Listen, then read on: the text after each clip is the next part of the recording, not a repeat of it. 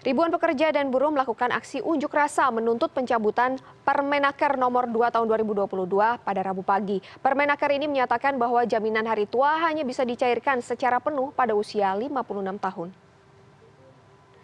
Presiden Konfederasi Serikat Pekerja Indonesia sekaligus Presiden Partai Buruh Said Iqbal turun langsung memimpin unjuk rasa. Said Iqbal mengklaim sekitar 1.000 pekerja dan buruh yang turun saat ini. Menurutnya jumlah ini sudah disesuaikan dan menuruti aturan pada masa pandemi COVID-19. Mereka menyuarakan dua hal pada unjuk rasa ini, yaitu pencabutan Permenaker nomor 2 tahun 2022 dan mendesak Presiden Joko Widodo mencopot Menteri Ketenagakerjaan Ida Fauziah.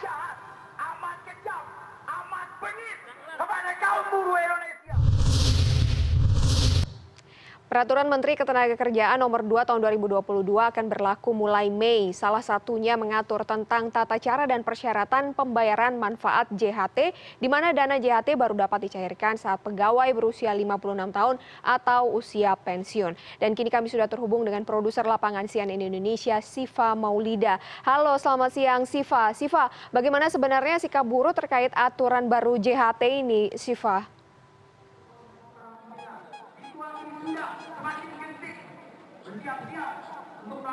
Ya, Rita Maya dan pemirsa, saat ini untuk unjuk rasa penuntutan pencabutan Permenaker nomor 2 tahun 2022 yang berlangsung di kantor Kementerian Ketenagakerjaan Republik Indonesia di Jakarta ini masih berlangsung. Tadi masa mulai mendatangi kantor kementerian ini terhitung sejak sekitar pukul 9 pagi waktu Indonesia Barat. Kemudian dimulai ataupun unjuk rasa ini disambut oleh Federasi Serikat Pekerja sekitar pukul 10 waktu Indonesia Barat. Nah, untuk jumlah masa sendiri ataupun pengunjuk rasa, tadi Presiden Partai Buruh yang juga memimpin orasi sejak sekitar pukul 10 tadi menjelaskan ada sekitar 1.000 orang pengunjuk rasa yang hadir di Kementerian Ketenagakerjaan, dan memang jumlah ini menurut Said Iqbal tadi sudah sesuai dengan aturan dari aparat keamanan yang mengawal jalannya unjuk rasa pada siang hari ini. Nah, selain di Kementerian Ketenagakerjaan di Jakarta, tadi Said Iqbal juga menyatakan bahwa nanti rencananya masa pengunjuk rasa akan bergerak menuju kantor BPJS Ketenagakerjaan di Jakarta, dan selain terpusat di Jakarta untuk unjuk rasa penuntutan pencabutan Permenaker nomor 2 tahun 2022 juga dilakukan di wilayah-wilayah lain di Indonesia. Seperti sebut saja ada di wilayah Bandung, kemudian ada di Semarang, Surabaya, di Makassar, dan juga hingga Batam. Nah, untuk tuntutannya sendiri dalam unjuk rasa hari ini, para serikat pekerja, serikat buruh ini menuntut ada dua hal. Yang pertama, Anita dan pemirsa, bahwa mereka menuntut pencabutan Peraturan Menteri Ketenagakerjaan nomor 2 tahun 2022 yang concernnya adalah pencairan manfaat jaminan hari tua ini hanya bisa dicairkan sepenuhnya saat pekerja ini menginjak usia 56 tahun. Nah, kenapa ini menjadi kontroversi dan juga ditolak oleh serikat buruh, serikat pekerja yang ada di seluruh wilayah Indonesia? Karena dinilai merugikan, karena nanti saat mereka melakukan pengunduran diri dari pekerjaan saat ini ataupun memutuskan untuk melakukan pensiun dini, maka manfaat JHT tidak bisa segera dicairkan selama mereka belum berusia 56 tahun. Hal ini berbeda dengan peraturan pemerintah sebelumnya, yaitu Peraturan Pemerintah nomor 60 tahun 2015 yang diteken atau disahkan oleh Presiden Joko Widodo pada saat itu, yang dalam peraturan pemerintah sebelumnya ini dibolehkan bagi siapapun pekerja yang memang telah kehilangan pekerjaan ataupun mengundurkan diri ataupun melakukan pensiun dini sebelum 56 tahun sudah boleh mencairkan dana JHT mereka. Nah, ini dituntut oleh para pekerja karena dinilai Permenaker nomor 2 tahun 2022 ini melangkahi ataupun melanggar peraturan pemerintah yang sebenarnya lebih tinggi dibandingkan peraturan Menteri Ketenagakerjaan, sehingga serikat pekerja, serikat buruh ini menilai bahwa Menteri Ketenagakerjaan saat ini ini melangkahi aturan presiden sebagai pemimpin di Republik Indonesia. Nah, tuntutan yang kedua masih terkait juga dengan hal tersebut. Serikat Pekerja, Serikat Buruh ini menuntut untuk mencopot juga Menteri Ketenagakerjaan yang saat ini diemban oleh Ida Fauziah karena dinilai kebijakan-kebijakan selama Menteri Ketenagakerjaan ini menjabat terus-menerus merugikan buruh dan merugikan kaum kecil ke bawah, buruh, pekerja, dan lain sebagainya, dan justru condong ataupun pro ke para pengusaha. Nah, dua hal ini yang disuarakan oleh para serikat buruh, serikat pekerja, dan mereka memberikan waktu 2 minggu sejak hari ini, Anita dan pemirsa, untuk Menteri Ketenagakerjaan menindaklanjuti tuntutan mereka untuk mencabut Permenaker nomor 2 tahun 2022 ini.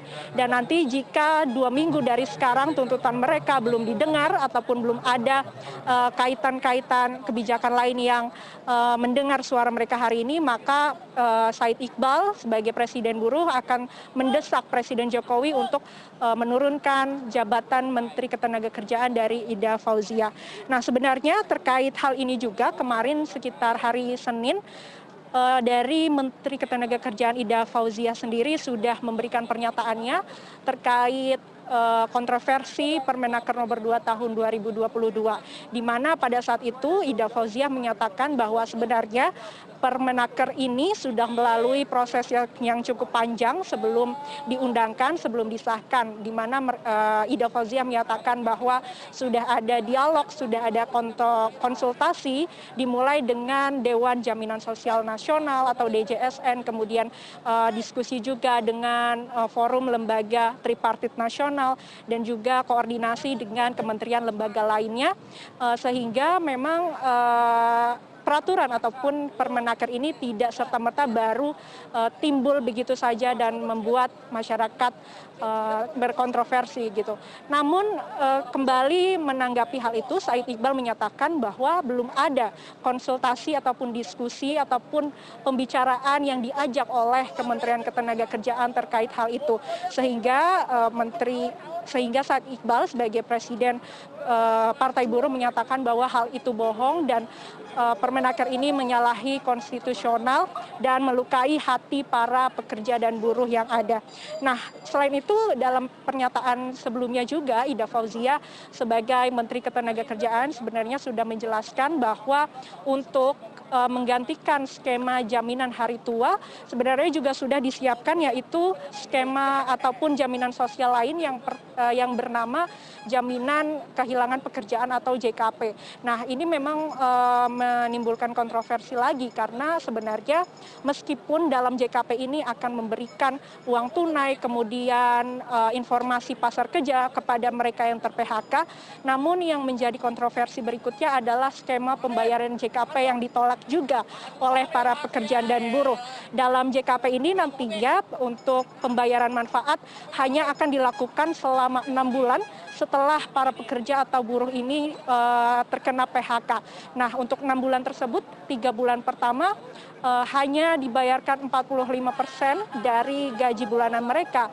Kemudian di 3 bulan selanjutnya hanya 25% dari gaji pokok mereka. Jadi memang untuk pembayaran jaminannya ini berbeda jauh dengan jaminan hari tua, di mana jika jaminan hari tua ini bisa dicairkan secara penuh dalam satu waktu full sesuai dengan iuran yang telah mereka kembangkan ataupun yang telah mereka bayarkan selama masa kerja mereka. Nah, Anita dan juga pemirsa, memang saat ini untuk unjuk rasa di Kementerian Ketenagakerjaan masih berlangsung, dan beberapa saat yang lalu kami menerima informasi bahwa nanti sekitar pukul 12.30 jika tidak ada perubahan, rencananya Menteri Ketenagakerjaan Ida Fauziah akan mencoba menerima perwakilan dari serikat buruh, serikat pekerja yang hari ini mendatangi kantor Kementerian Ketenagakerjaan, dan akan kita pantau selanjutnya bagaimana dinamika dari situasi ini dan apakah suara-suara para pekerja dan buruh ini akan didengarkan sepenuhnya ataupun sebagian dan akan ditindaklanjuti oleh pemerintah. Begitu, Anita. Baik, terima kasih Siva Maulida, produser lapangan CNN Indonesia melaporkan. Tetap waspada di tengah keramaian dan selamat bertugas kembali.